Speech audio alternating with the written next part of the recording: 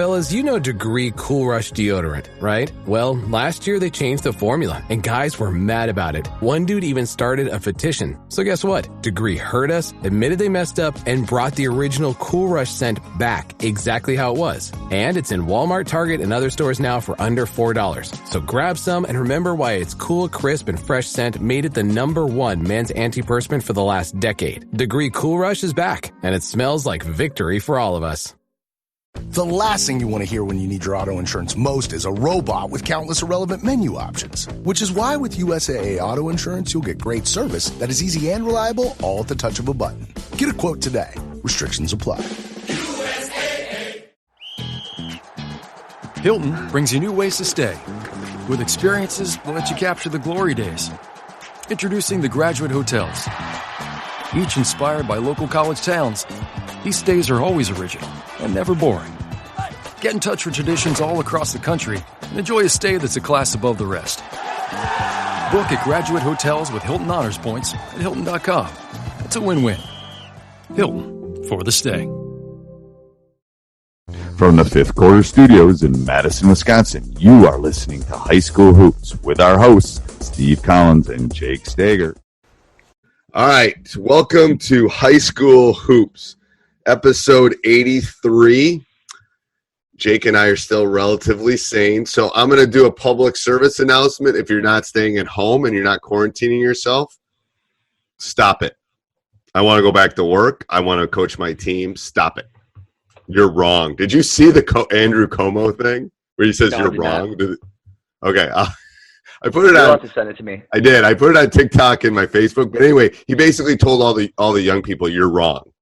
Go home. You're wrong." He said "you're wrong" like 6 times to the young. Well, they're stupid. They're literally stupid. So stupid. Stop playing basketball 5-on-5. Anyway, the only way we get life back to normal is all of you stay home. It's a math problem. We're flattening the curve.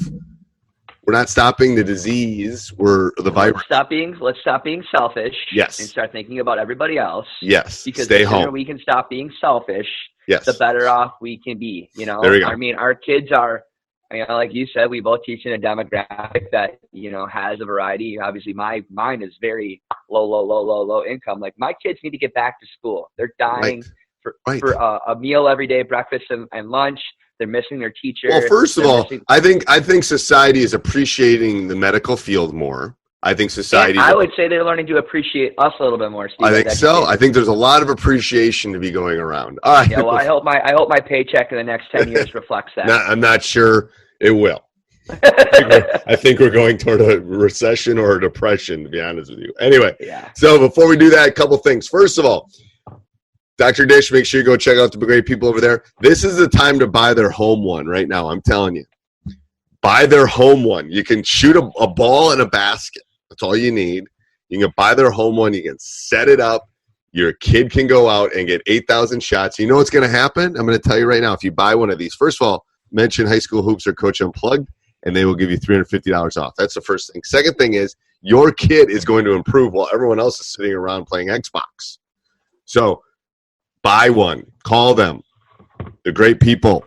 They will take good care of you. They're still producing, too. I talked to their people. So, and then also, like Jake and I were just talking about, this is the time you should join Teach Hoops right now. Literally. Absolutely. I mean, this week, Jake and I planned out, and we're having office hours every day this week. It's crazy. We're doing something every day. We're talking about practice planning, something 8 o'clock every night. Whoever can show up, whoever can't. It's great. So go over and check that out. All right. So what's this week?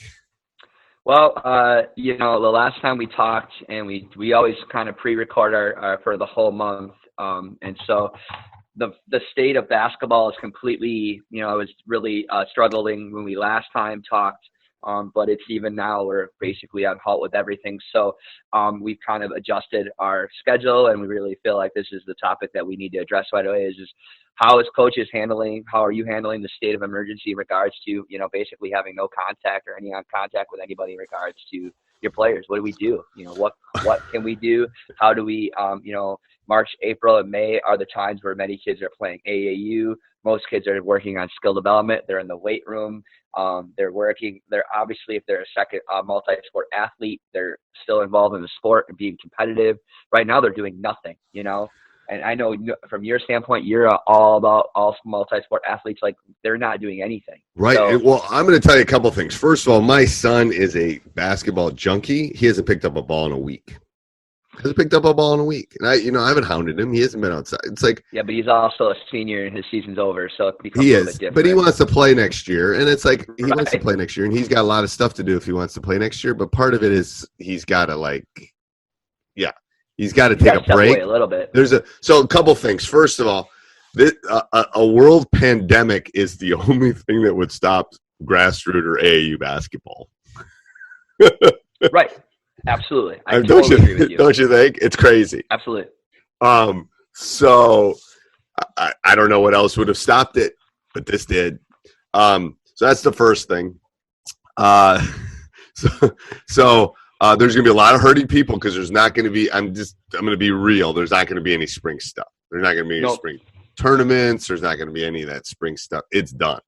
I'm telling you. Too much liability. Not enough. People aren't going to rent out their facilities. It's done. So that's the first thing. Second thing is so I'm married to a psychologist. Some of this is we got to let these kids kind of work through this process. The seniors are mourning the loss of, prom and their friends and hanging out and all of these kind of things. It's still novel in the first couple of weeks, but in this thing lasts 5-6 weeks, it's not going to be a novel thing anymore. So they're grieving stuff. The other kids are grieving not learning. I'm losing AAU. I'm losing my ability to do all of that. So I think as coaches, our job right now is to support. I agree, because there is no connection piece right now for anything in regards to basketball. No NBA, no college, March Madness. That's something that keeps kids wanting to watch the game and sitting around. They are there's nothing right now for them to do, and they're not around their friends. It's just a really hard and difficult time for children. I think they're finding out that social media and FaceTime's not the same as one-on-one. Absolutely. And that's, you think you're connected, but you're really not. You're really not. And then that, I don't know, and so I think this is a great opportunity for coaches to think forward and start thinking about what I can do to offer opportunities to kids in regards through social networking. This is we're not in 1985 where we don't have these communication pieces. The game would be completely lost for several months if we didn't have what we have right now. So we can use technology to our advantage. Right. And our kids are even going to be now, most of our kids are all going to be conducted with e-learning. So it's not like they're going to be not familiar with how to process and get information digitally through coaches. Right. So, hey, Coach, I hope you're enjoying the podcast. If you are, there's a bunch of ways you can help us out. First of all, you can subscribe and like here and leave a review. Those are really important to us and help us get the word out about this great game. Second thing is you can go over and check out us on YouTube, Teach Hoops. We have all sorts of videos we're putting up about every other day. We put a video on Teach Hoops. You can also go over to our Amazon link, www.teachhoops.com/Amazon. Bookmark that every time. It's an easy way, free way for us to get a small little kickback every time you buy something on Amazon. It doesn't cost you anything, and it allows us to pay for our hosting fees, and you'd be surprised how expensive it is to do a podcast. And the last thing is make sure you go over and check out teachhoops.com for coaches who want to get better. This is the time that all of us want to become better coaches. We ask our players to become better coaches, or better coaches. We ask our players to improve their craft. You should improve yours. So go over and check it out. Let's head back to the podcast. And they should be able to do that anyways at this age, at the high school level.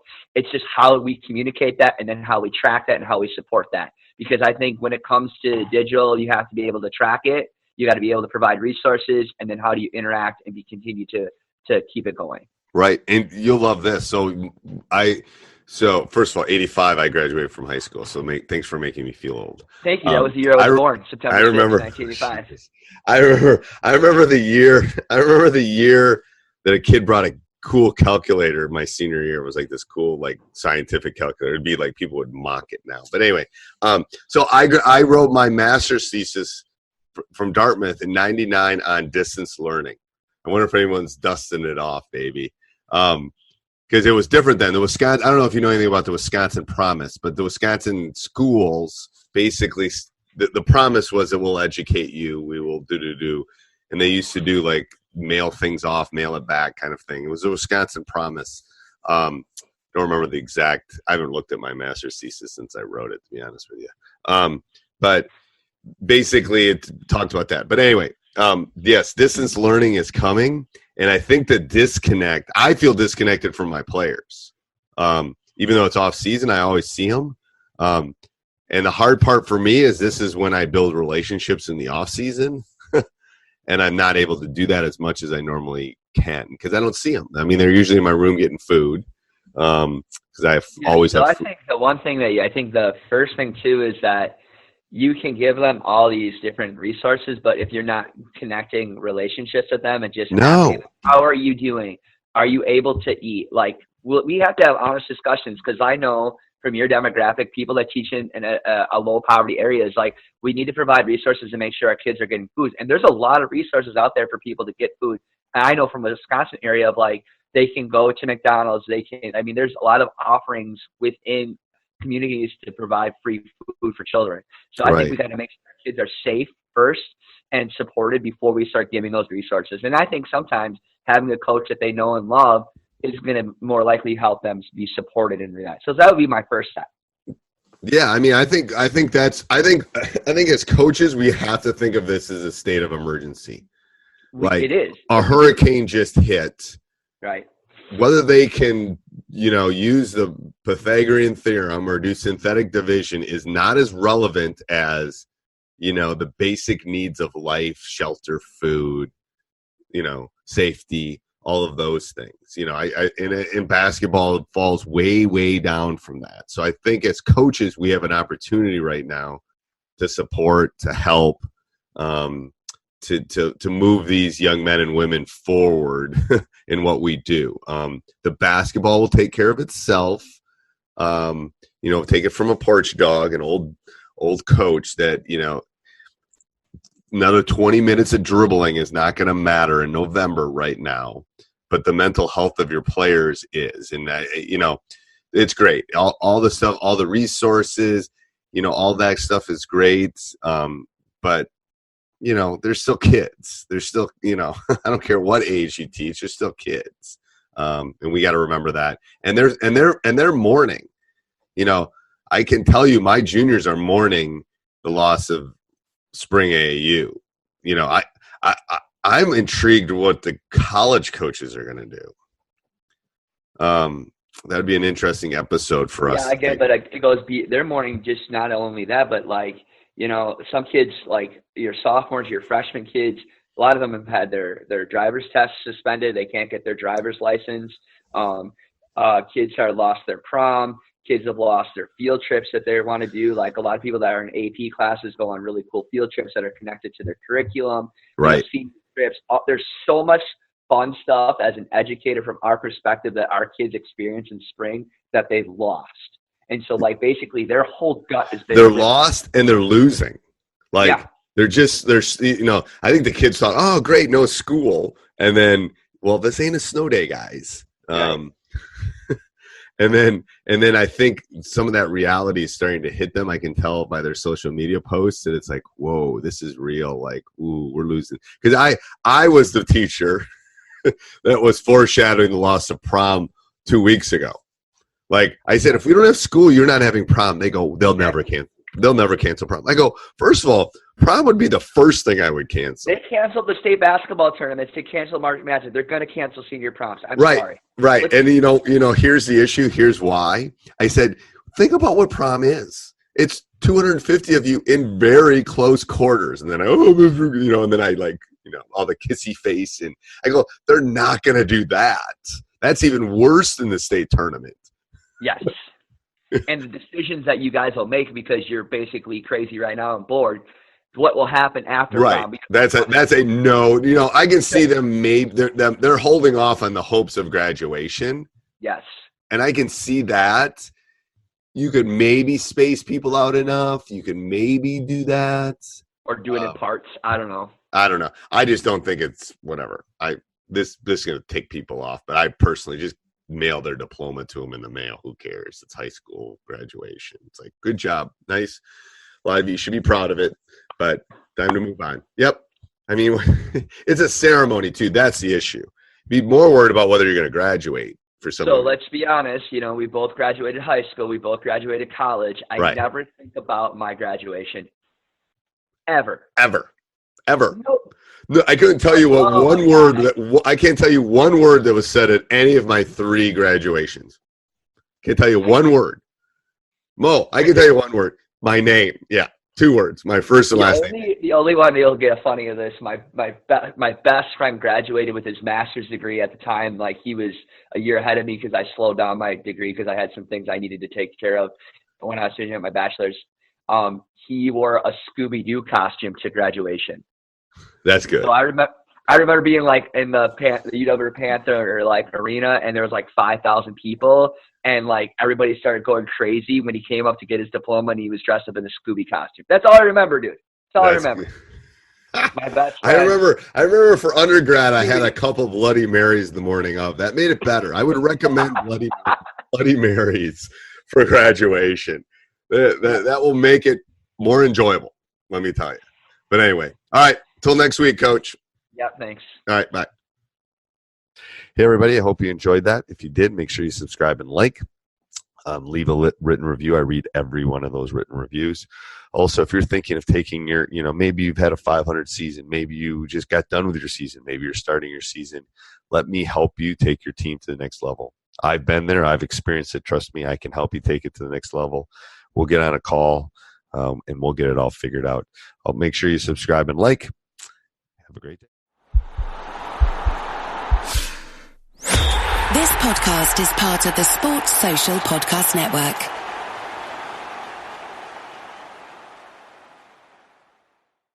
You just realized your business needed to hire someone yesterday.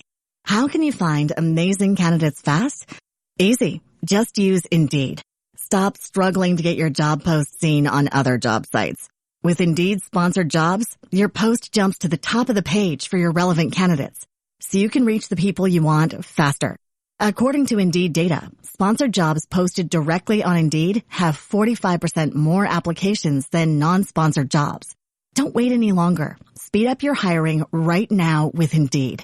And listeners of this show will get a $75 sponsored job credit to get your jobs more visibility at Indeed.com/PODKATZ12. Just go to Indeed.com/PODKATZ12 right now and support our show by saying you heard about Indeed on this podcast.